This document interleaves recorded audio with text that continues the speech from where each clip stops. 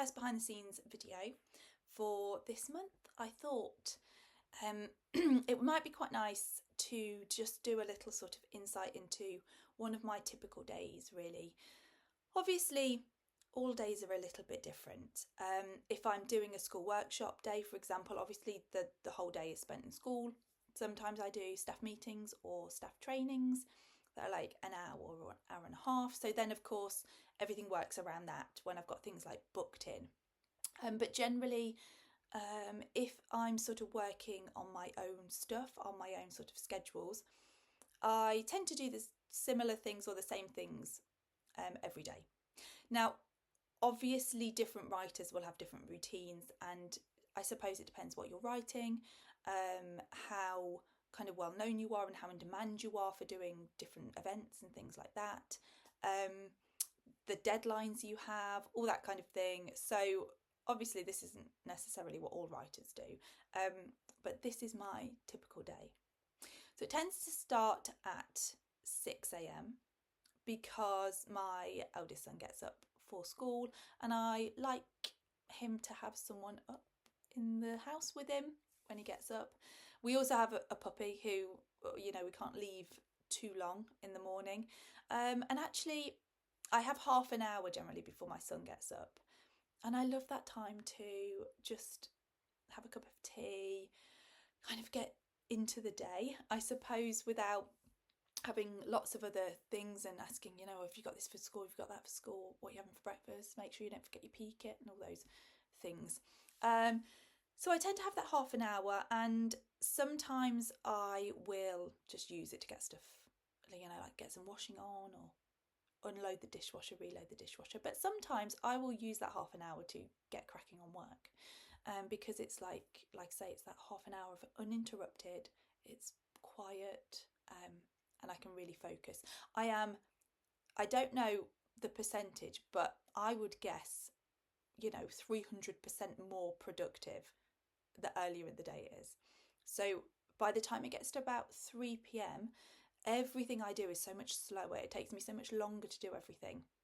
So I've learned that in order for me to get the most out of my time, and I did think actually I'm going to do another sort of behind the scenes or another video about how I organise my time, really, which is slightly different to this, because I think the idea of making best use of time, using certain tools, certain things, etc., is different. So anyway, I'll kind of go into that in a bit more detail in that video. But I know I'm far more productive in the morning, so I would actually prefer to start working straight away at 6 a.m, because I know I'll get loads done in that half an hour.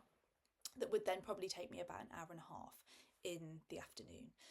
So in that half an hour, I tend to do nothing too taxing. I don't sit down and write new poems at 6 a.m, but I will respond to emails or respond to comments on social media.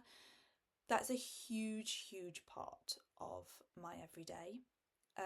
It's really important to me to make sure that I am not just kind of posting and ghosting, but that actually I'm connecting with the people that are reading my work. Sometimes, of course, that can't happen. If I am in school for a day doing workshops, for example, then I can't necessarily be there replying all the time. If I'm at a karate lesson, I train karate, of an evening, then I can't be answering comments straight away, but I will always try and go back at some point, and make sure that I've answered them.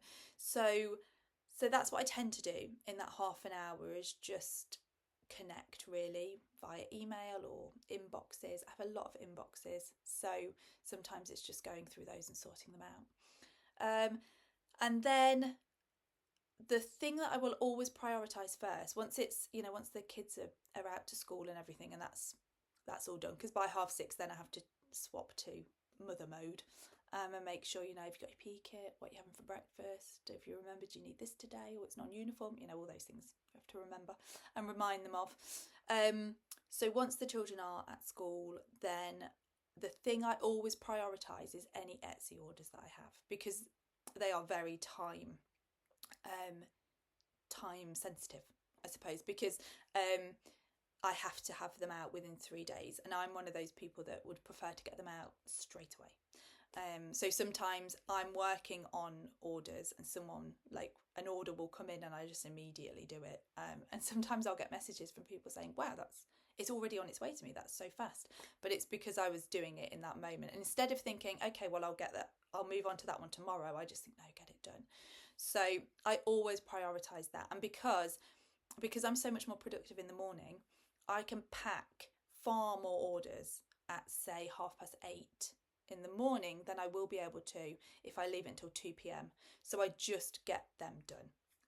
And it's also, I think part of it is that you have to kind of announce on Etsy, you have to tick off like, I've completed this order. So it's almost like a to-do list that allows me to just be like, oh, it's cleansed. I see this list of orders, and then once I've done them all, it's like, no outstanding orders. And I like that. It suits my personality to see that kind of empty, all those jobs are done. So I prioritise that first, especially also because a lot of my Etsy orders go abroad, so they'll go to the US or they'll go to Australia, and post is always a little bit, so I like to get that done. So once I tick that off, then I will, depending on what I'm working on,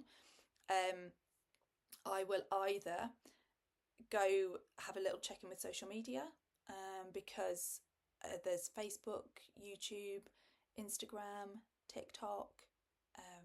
Then there's also emails, and there's the comments, and then there's also the inboxes of all those things. So there's quite a lot. And actually, when I first started doing this, I had even more, and it just became really overwhelming. So I make sure I check in with all those things, reply to any comments, or as many as I can. I will also, if I'm working on a book, then I'll make sure that I have that I'm like formatting and stuff like that. So one thing I can never do is sit down and say, oh, I'm going to plan for 2 hours to just sit and write poems. A poem or an idea or an innovation of something I'm halfway through will kind of come to me as it comes to me. And so if I'm in the middle of replying to social media comments, or if I'm in the middle of formatting like a text, and the idea comes, then I just abandon it and I have to just sit and focus and write. But it's not something I can plan in, because I guess it's the whole creativity thing. I think sometimes when you force it, it's not as good. And there are times when I've had to force elements of a poem because it's time sensitive. So because I am, for example, on my Patreon prompt videos, and then when I come back to them, I think, oh, I'd tweak that, I'd change that a little bit. That's not quite as I want it to be. And so I never really try and force myself to sit and write. I just let the ideas take me. I'm always kind of jotting new ideas for poems down, or just lines for poems. And so that just happens sporadically throughout the day. And then some days I'll be really in the mood and I'll be able to sit for an hour and a half and just really, get loads of writing down on paper. But most of the time it's all the other little jobs that I'm doing that the writing interrupts it, rather than the other way round. So you'd think as a writer most of the job is writing and then the other things interrupt it, but actually I find it's kind of the other way round, really. A big part of my day is often scheduling social media as well, because I can't always, it's kind of twofold. I can't always be available because I have to sleep, and if I'm on holiday, or I'm watching my son's sports day like I was last week, or I'm in school teaching workshops, I can't be posting at that point. And so what I often do is schedule 4 or 5 days in advance, sometimes a week. I've just been currently scheduling for basically 3-4 weeks to try and whilst I'm on holiday. Because also if I'm posting 2 or 3 times a day, I have to post different things on different social media, because different social media like different types of poetry or quotes, or they like it presented in a different way. So I tend to end up doing a lot of that, really working almost a week ahead, which can sometimes be really confusing for me, because then I have to jump back to the present to reply to comments on on posts that I scheduled a week ago. But I think in order to keep my work-life balance, it's really important that I do that. A huge part of my scheduling, particularly for Facebook, is also then sourcing and finding artwork, or creating artwork from different elements in Canva software. So that can take hours sometimes, it really can. So that does take up quite a big part of my day, but I often find that it also tends to inspire though new ideas and new writing. So it's not something that I sort of hate doing, because I do find that it feeds me creatively as well. Other things that I will then be doing are things like this. I'll be filming. So I try and film. It'll either be, sometimes it's on the computer like I'm doing right now. Sometimes it's on my phone because it needs to be a certain shape for different social media. Sometimes it's editing those things, so putting them together. So this video, for example, I'm editing different clips of me doing the things that I'm talking about, and so editing actually also takes quite a while. I often record and think, oh, brilliant, I've done that, and then I have to think, oh, but I can't do anything with it until I've edited it all together. And so so that takes a while as well.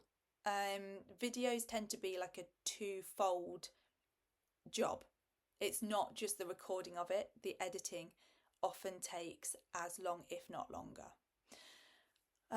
So yeah, there's that. Then there's things like podcasts or meetings with people. So I speak on other people's podcasts sometimes, and also recording my own, or recording narration for my writing prompt videos and things like that. So I've really loved starting Patreon because it's allowed me to explore these other things that I wasn't necessarily able to do before. I was able to do them, but I hadn't prioritised them. I hadn't thought about doing them.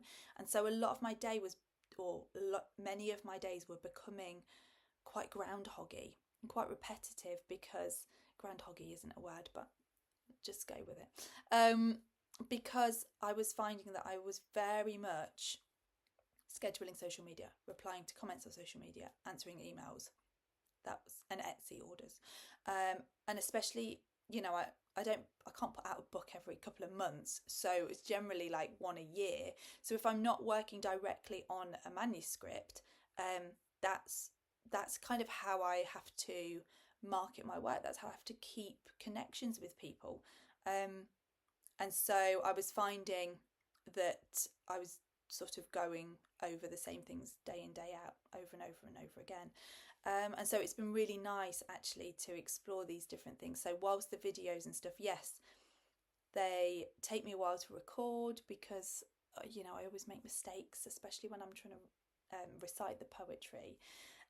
It does take me a while, and the editing takes me a while, but actually it's really nice to have this different type of content to just get my teeth into, where the focus isn't so much on me kind of giving something as such. I know that sounds like strange, but when I'm editing, I'm kind of slightly removed from it, and I can be quite just kind of pragmatic and practical about it and methodical. I don't have to be so creative about it. And so so that's really nice. So that tends to be the general gist of my day. I have a little break. I'll have a little break when the children get home from school, to chat to them about their day, and they need feeding and things like that. But then I will often then go back and work until about 7-8 o'clock at night. I think I put on one of my recent Patreon posts, that I read a quote that said, I stopped working 9 to 5 for other people so I could work 24/7 for myself. And it does sometimes feel like that, but I know that I'm very blessed, and I choose to take these pockets of time in like the normal working day. So I accept that, yeah, I will have to work later at night, and sometimes I will have to respond to comments and emails at 10 o'clock at night, because that's the nature of kind of the digital world we live in, I suppose. Sometimes I will also be doing things like updating my website or my Etsy store, so checking which stock I've run out of and updating the listings, adding extra downloadable prints to my website, or when I have a new book out, I have to put the information on that and the links and all that kind of thing. Whenever I write a new poem, particularly for Patreon, I always create a print, so you'll see me doing that here. And I've got things like my newsletter. I tend to start doing that about halfway through the month. This month, because I was away, I had to get it done a little bit earlier. So that's not necessarily something I do every day. I should do, and every month I tell myself, why don't you just do like a paragraph a day, and then you'd have it done. But I don't, because I'm really good at procrastinating, and I know I'll get it done eventually. So that is kind of my typical day, I suppose. It's Etsy orders, social media, scheduling, answering emails, and trying to record. But recording has to happen when the house is quiet, of course. So it's definitely school days, not at the weekends, not at the evenings, and ideally when my husband's out at work as well. And then the dog generally is okay. Sometimes he creeps in, but I managed to either start again or edit that part out. Although maybe people would quite like to see the dog, so maybe I'll leave him in next time. So yes, that is my kind of a default day in my life as a writer. Like I say, depending on what time of year it is, at Christmas I'm always doing extra stuff.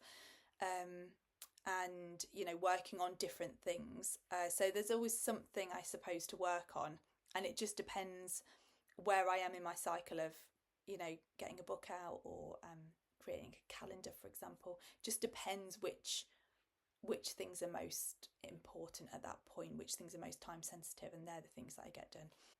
So there you go, that's kind of 20 minutes, I suppose, a little rundown in a day in the life of me.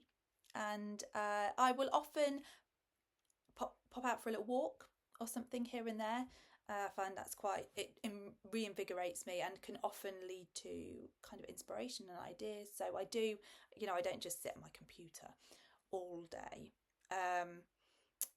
But yeah, generally that you've got the gist of it. And of course, it's not always, I don't always sit at the computer. I don't always sit in one place, because social media comments I can do in a coffee shop if I want to. I can do on a walk if I want to. I do try when I go on a walk to be in the moment and to be very present, because that's, I think, more likely to inspire me. But yeah, I can get out and I can go to, like I say, a coffee shop, or I can go and sit on a park bench with a coffee and respond to comments there. So I'm not tied to a computer all day, even though it probably looks a little bit like I am, or sounds a little bit like I am. It's, even though I said it can get a bit groundhoggy, actually every day is different. Every day is a little bit different. And whilst I do work from home, ultimately I am able to go to other places if I feel like I'm getting cabin fever. So I count myself very lucky, very blessed, and you are a huge part of the reason that I'm able to do this. So thank you very much, and I will see you on the next behind the scenes video that I will post later this month. Take care.